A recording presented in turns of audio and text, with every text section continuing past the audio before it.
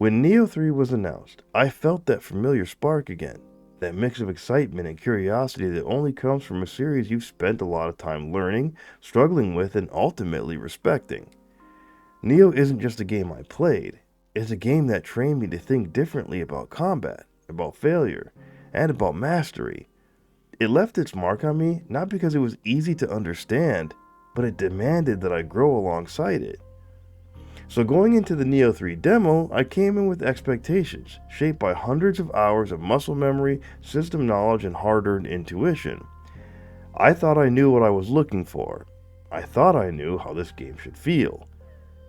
That's why getting my hands on the demo initially frustrated me. I was annoyed by the single stance limitation of samurai style in the tutorial, and the apparent simplicity of the ninja style. But after playing through it a few times, and really trying to understand what the game was asking of me, I started to ask some different questions, and it completely shifted my perspective. What feels like limitation in Nioh 3 is actually instruction. Now, I'm going to go over some things in this video that I think are going to help you grasp the core concept of Nioh 3. I'm sure plenty of people have made videos where they've demonstrated this, but I want to go over it mostly for new players to grasp what I think Nioh 3 is trying to do or trying to teach you. So, in order for you to really put this video into practice, you'll need to have key pulsing down. If you don't, the tutorial will be kind of difficult, and I'm not talking about this video, I'm talking about the actual game's tutorial itself. So take a moment and practice key pulsing before moving on if you haven't gotten that down. We'll briefly go over it real quick. When you attack, you have these blue lights that travel up your character's body. Once they coalesce at the top, tap R1 and you'll perform a perfect key pulse to restore the maximum amount of ki. You can tap it earlier if you need to, if you're going to be attacked and you just need to get the ki back and move on to your next ability. That's fine, but the timing of this does matter, and having control over this mechanic is absolutely paramount to your success. Nioh 3 has its own core concept, but the concept of Nioh as a whole, in general, Nioh 1, 2, and 3, is around key pulsing. So this is the main mechanic you have to have down. You got to be able to key pulse. So before you do anything, make sure you've got key pulsing down. Once you're comfortable with it, let's move on. The first thing I want to talk about is samurai style. Now, for my initial Nioh 3 playthrough and all the things that I'm going to go over, it's likely going to be featuring the Odachi for the samurai. So most of my footage and examples will be framed around that. But anything that I'm talking about should be plug and play with any weapon. Obviously, their combos are going to be different, but we're just talking about the general concepts that should be universal, okay? Samurai style is centered around the spirit meter. You'll notice that regular attacks deal this white-looking damage, but when the spirit meter is full and you do a strong attack, it's going to trigger this spirit mode and it does this red and black looking damage. The first attack you do that triggers spirit mode does not consume ki, and subsequent attacks have a reduced ki cost, and this is encouraging you to try to stay in this mode as long as possible to do the maximum amount of damage. The tutorial even explicitly tells you here that multiple strong attacks can be linked together. So the goal is to do as many strong attacks and just martial arts period, because we'll go over it in a second, but you'll understand what I mean in a moment. Now, on the surface, samurai seems like extremely limited because all you really have is the basic strong attack combo. And frankly, you have one stance and one basic combo. And so this is where I was a little bit frustrated. But that apparent simplicity is very deceptive because there's actually a lot more available to you if you look beyond the stances, and it's going to completely change your Nioh 3 experience. So let's talk about what you actually have completely available to you to do this. You have a strong attack that you can do directly after a quick attack or quick attack combo. So you can do one quick attack and then do the strong attack, or do the full combo and do the strong attack. You have the new jumping attack. Now, jumping is brand new to Nioh, and even veterans may struggle to incorporate this at first because, number one, they put jump where dodge was from Nioh 2, and so I found myself jumping whenever I wanted to dodge out of muscle memory. But I just forced myself to get used to the button layout, and so I think it's critical you get jump attack down and incorporating that smoothly into your combo ability. Okay, you have holding the strong attack to unleash what is called Devastating Rush. There's a dash attack, and then finally we have Imperative Strike by holding the right button and pressing B. So, limiting Samurai Style to a single stance forced me to look elsewhere for attacks that I can link together as it explains with the Spirit Mode. This simplicity puts you in a position where you're required to grasp the concept in its most basic form before we add the complexity of other stances. Trying to incorporate additional stances before understanding this is only going to make things harder. So now I understand. Yeah, limit this to one stance so that you can grasp the core concept of this Spirit Mode. Alright, you want to be able to do as much red and black damage as possible. Alright, now when you start linking empowered attacks together, the damage output is going to skyrocket. So I strongly recommend you practice against this Yoki outside the tutorial boss to experiment with different combinations. You can do a jump attack to a basic strong attack, you can do Devastating Rush to a jump attack, then the basic strong attacks, you can do the quick attack combo, strong attack, jump attack, basic strong attack, imperative strike. You can do all kinds of stuff. You can dash in and jump right to a jump attack and go into all of that. So there's all kinds of combinations that you can put together as long as the next strong attack that you do is different from the one you just did. It'll continue to link them together. Whenever you try to do two of the same strong attacks, it'll cancel it out. If you do a basic attack, I think you can do one and then go into the strong attack. But if you do two basic quick attacks, it's going to cancel it out. So you have a limited amount of time that you can do this, but as long as you've got ki and you're doing martial arts or strong attacks that are in variety, you can keep this mode going. And so it's very important that you also make sure that you're ki pulsing cleanly between attacks.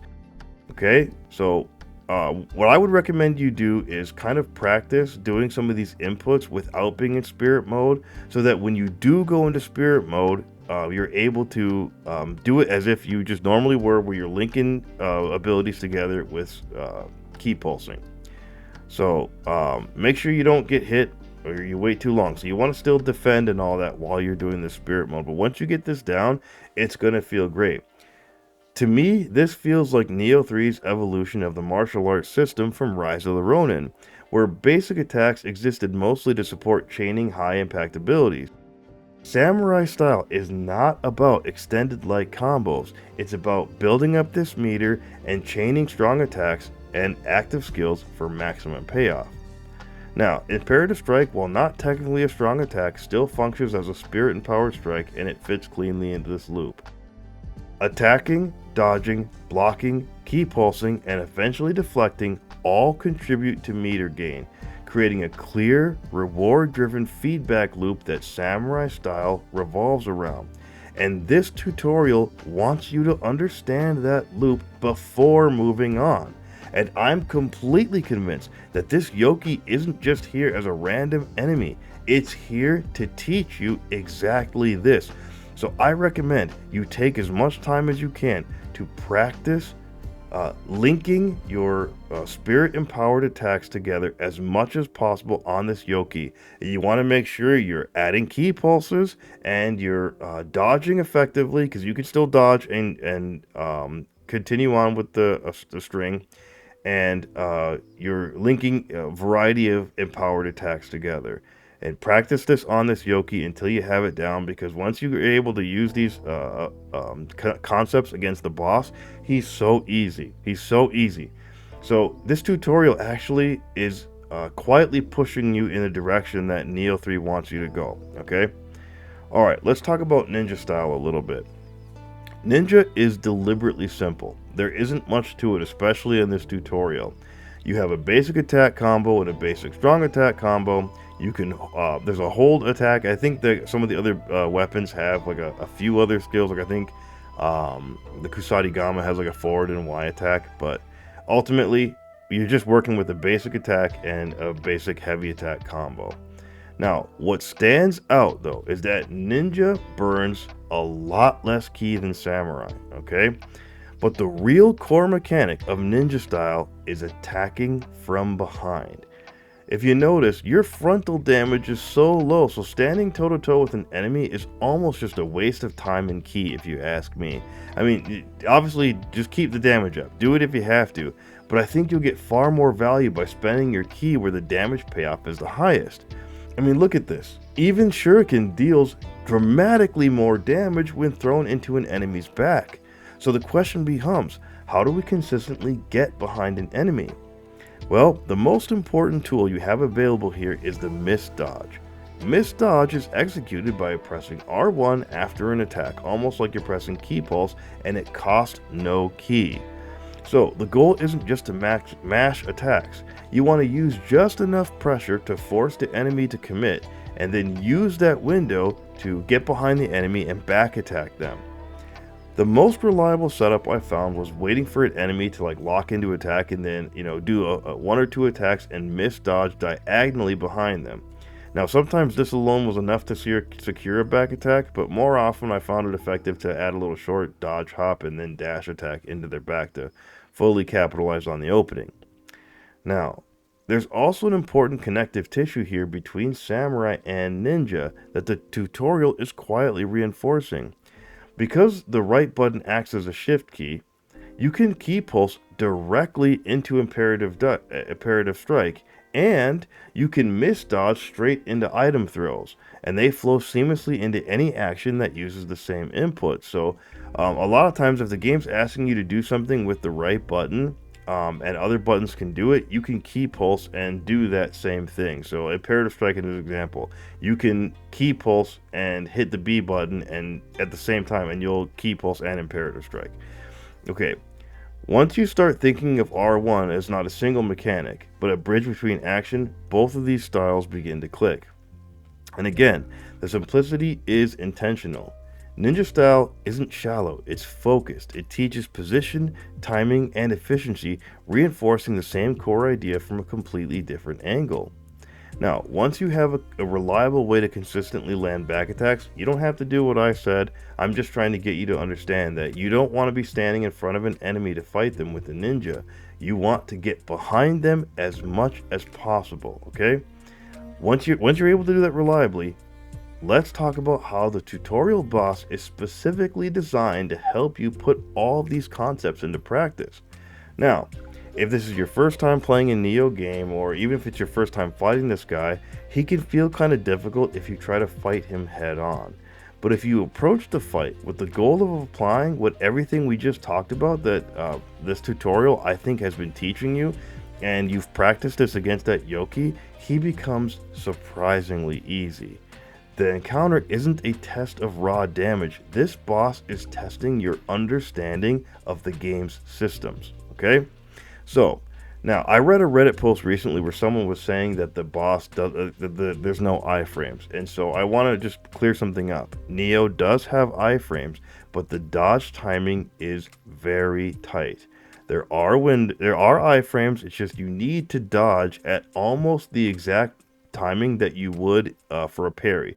So the timing for a parry, even though you don't have deflect, but parrying even in another game, I'm just trying to say you want to just dodge right as they're about to attack, and you'll iframe through their attacks. It is there. If you're watching this, I'm going to put up footage of me iframing through his attack. So it is there. So I'll even maybe slow it down a little bit so you can kind of see what I'm talking about. But mastering this timing is crucial because you'll need it to maintain your spirit-empowered attack strings.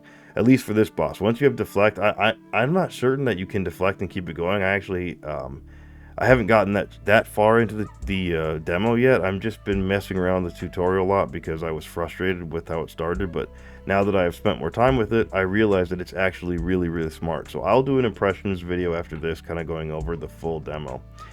But yeah, if you watch this boss closely, his attack patterns are basically begging you to back attack him. His swings are so wide, they're overcommitting, and he just leaves his back completely exposed. So if you even just do a little bit of dodging, you can easily get behind him and back attack him, and he just sits there and takes it. Look at this. He's dying for a back shot. Look at this guy. Look at this. All right, Back attacks absolutely melt this guy. I mean, the ninja style alone can actually just tear this guy apart. You don't even need to go into samurai. But because I like combining the two, I did use the samurai a lot against him, and I tried to weave the spirit and power attacks. And I recommend doing it. Go into the samurai mode and weave your spirit and powered attacks with him, because you want to get comfortable with using spirit attacks and dodging with them and incorporating them into your play. Because one of the things I struggled with when I first learned this concept was forgetting to key pulse and not moving. I was just trying to link them together as much as possible, and that's just not going to work. You really need to still defend and move around as if you weren't spirit empowered, but you're just not going to be pressing and doing things that are going to cancel that out. So it is something I feel like you should practice, and that Yoki and this boss are good early challenges for you to work on applying these concepts. But once you do apply the concepts, the tight dodge timing, the meter management, the intentional positioning, the fight collapses almost immediately. What initially feels like a punishing, difficult fight for new players will suddenly feel like a controlled, fast, and effortless victory. And I think that his design is exactly that point. So, if you enjoyed this and you got something out of it, I opened your mind to what Nioh 3 is actually trying to do, and I do think this is the direction that they're trying to take this game. Doing as much empowered and doing as much like critical damage or red and black damage, however you want to explain it. I do think that's what they're trying to do with this game. And so if you're a new player, veterans probably don't need to explain this. This isn't really aimed for that. This is more for overcoming some challenges that I didn't quite understand myself. So if you're a new player, I do recommend just spend some time at this Yoki right here and practice these things. Practicing dodging, attacking while spirit empowered, and finding a reliable method to get behind enemies and back attack them. You want to get that down. The other thing that I didn't mention a ton is the dash attack. You want to be able to dash attack pretty reliably. At least I think so. I don't see a lot of players doing it right now, but if you notice, there's a few times where I was able to slide under the boss's legs to get behind him. I'm not sure if this is supposed to be a thing or it's a thing they program for Ninja, but let me just explain how to do this real quick because it's a little confusing. While you are running and you tap the dodge button, you have to immediately tap in the left stick and you'll do a slide. Okay, you can attack out of this slide, but it looks like you can also use it to get behind enemies with the ninja.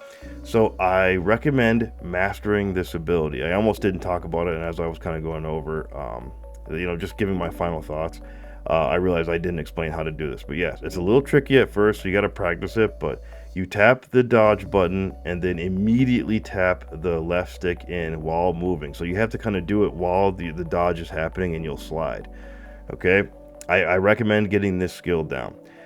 So, hopefully you enjoyed this. Hopefully it was enlightening. Hopefully it kind of opened your mind to what the game's about. And if you did, please give me a subscribe, and I will see you in the next video.